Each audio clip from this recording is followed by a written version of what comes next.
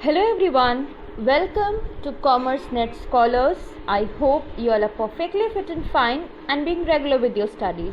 In today's video, we'll be discussing our next important topic, insurance premium, that is important for our subject insurance and risk management. Today we'll understand the meaning of insurance premium, the different types of insurance premium, what are the different criteria on which the insurance premium is decided by the insurance company, and how does it become just and equitable for the insured as well to pay off the premiums. All that we'll discuss in today's video. So let's start with today's video without wasting any further time. First of all, let's understand the meaning of premium. In simple terms, let me tell you the consideration that we as an insured pay to the insurance company in order to commence our risk, in order to enter into the insurance contract. That particular amount, that particular consideration is referred to as the premium paid by the insured to the insurer. Now this premium can be paid either on monthly basis, quarterly basis, half yearly basis, or yearly basis, that is one time lump sum payment amount. Now let's have some discussions of premium. Premium is the monetary consideration passing from the insured to the insurer. Right now I told you. In the words of W.A. Dinsdale, premium is the monetary consideration paid by the insured to the insurer for insurance granted in the policy. And according to J.B. Macklin, premium is the consideration which the person insured pays to the insurance company for a life insurance policy. These definitions become really very important when you have a descriptive paper. So I hope these definitions will help you in your examinations as well, as I have sorted them in one slide itself. So I hope the meaning of premium is clear to you all. The amount that we are paying to the insurance company in order to commence the risk, that is to start our insurance policy and get the compensation benefits if and when they arise. Let's discuss the next topic, that is the types of premium. That is really very important. Talking about the types of premium, it has been divided into two broad categories, that is the net premium and the gross premium. Now after that, this net and gross premium will have two more subcategorizations, that is the single premiums and the level premiums. That remains same for both single and level. So the basic categorizations of the premiums are net premium and the gross premium, which are further classified as single and level premium. Let's first understand net premium. What net premium is all about. Net premium you can understand as the amount that is being decided by the insurance company based on the past experience, the mortality rate or the assumed rate of interest. Whatever past experiences the insurance company had, considering or deciding upon the amount of premium, the insurance company is going to take that factor into consideration. Along with that, the insurance company will refer to the mortality table and also check out the rate of interest that it is going to get. This rate of interest is basically the investments that the insurance company is going to make into other assets or investment plans. Now on the basis of all these factors, the premiums will be decided by the insurance company for the insured, which will be passed on to the insured, which the insured has to pay.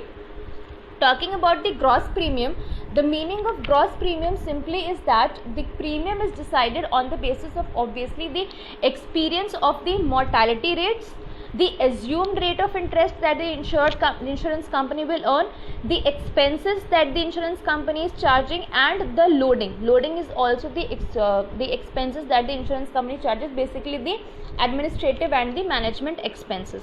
So for considering the amount of premium under gross premium, we consider the mortality rate, we consider the assumed rate of interest, and we consider the expenses. While in considering the premium under net premium, we consider the past experiences, we consider the mortality rate, and we consider the rate of interest that the company will get. Now talking about the further two categorizations of net and gross premium, we have single premiums and level premiums. Talking about single premiums, you can understand that these are basically available to the insurance company by the insured in a lump sum amount, and the returns that they offer are equitable. While talking about the level premium plans, the premium that the insured has to pay to the insurance company has been equally divided over a number of years. say for example, if a person is entering into an insurance contract at a later age of his life, he has to pay the higher amount of premium. The value of the premiums will be quite high, because the life expected by the insurance company as per the mortality table is say for example like around 80 years, and the person is of 40 years and he is entering into the policy. So now the term that he has left with him is 40 years. So the premium that he has to pay will be higher in comparison to the one who will be availing the insurance benefits at the age of 20, because he will be having more number of years. So talking about single premiums, we have one-time lump sum payments, and level premiums, the amount is equitably distributed up, along the number of given years. Now, talking about the factors that influence the cost of life insurance policy, these are three basic factors. First is mortality, second is loading or expenses, and the third is interest.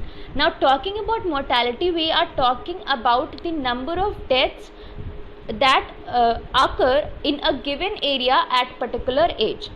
How long a person is going to survive, for how long, or till what age the person is going to survive, that also needs to be calculated. So mortality is calculated basically from the mortality table, which has the number of living and the number of death at a particular age of a person in a given region.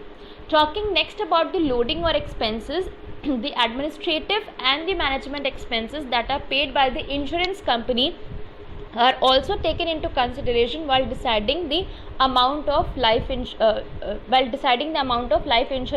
premium.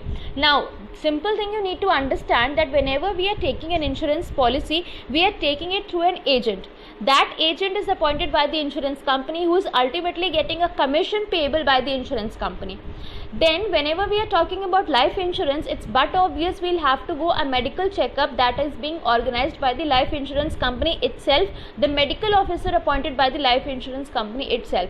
The charges that the medical insurance medical officer would be accruing, that also will be paid by the life insurance company only. So these expenses, the electricity expenses, the documentation expenses, all these expenses altogether will be contributing to a larger amount. So the insurance company needs to keep in mind that what are the expenses that it has incurred while carrying forward an insurance policy for the insured, and that amount has to be equally distributed along the number of insured, so that the premium paid could also have the amount of the expenses that the insurance company has charged. Third, we have the interest. Interest here means the interest that the insurance company will be receiving from the investments that it has made. Obviously, when the insurance company is receiving premium from a number of insured, you are not the only one taking the insurance policy. There are a number of people who are taking the insurance policy, and hence when the insurance company is receiving the insurance from so many people, the premium that it receives from so many people altogether constitutes to a bulk amount, which the insurance company invests into some investment plan or some assets. Now, the returns that the insurance company is going to get based on these investments, that will also determine the amount of premium to be collected by the insured. The interest, if it is higher, if it is of a good amount, if the rate of interest is quite good, the insurance company will charge lower rate of premium from the insured, because it will have a better amount to be paid as the compensation to the insured. While if this rate of interest is quite low, the premium that the insurance company will be charging from the insured would be quite high, because now it will have less of funds to pay as compensation to the insured. Talking about the next topic, that is the steps in the calculation of net single premium, which is very, very important for you to understand. The first is net single premium is calculated and other premiums are based on this calculation. The steps that are: first is determine what constitutes claim, death or survival or both. You have to decide that what aspect is going to constitute the claim, the death of the person, the survival of the person, or both. Talking about the death of the person, we are talking exclusively about the whole life policies or the term assurances.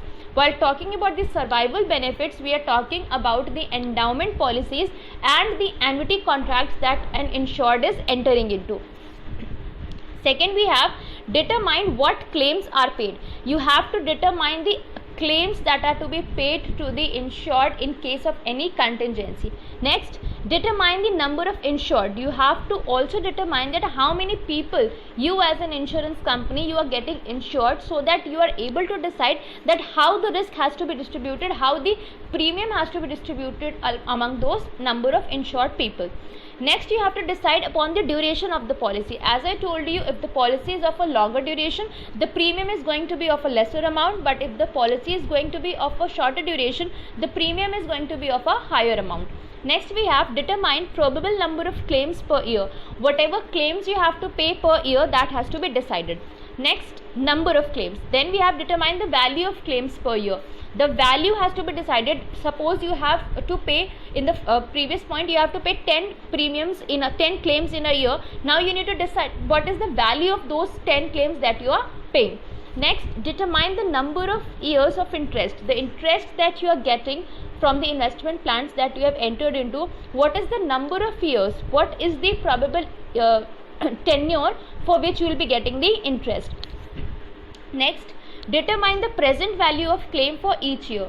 Whatever claims you have to pay even in future, you have to determine if we have to pay the claim amount due to any contingency as of now, then what will be the present value of such claim. Next, we have determine present value of all future claims. At the same time, you have to determine the present value of all the future claims that are going to arise. And the last step will be determine the net single premium. And how will the net single premium will be decided? The value of future claims, whatever present value of future claims you have got, that has to be divided by the number of assured that are taking the insurance policy. So very simple. I hope you all have understood whatever we have discussed in today's video. Next topic we'll discuss in the next video. Till then, take care. Thank you.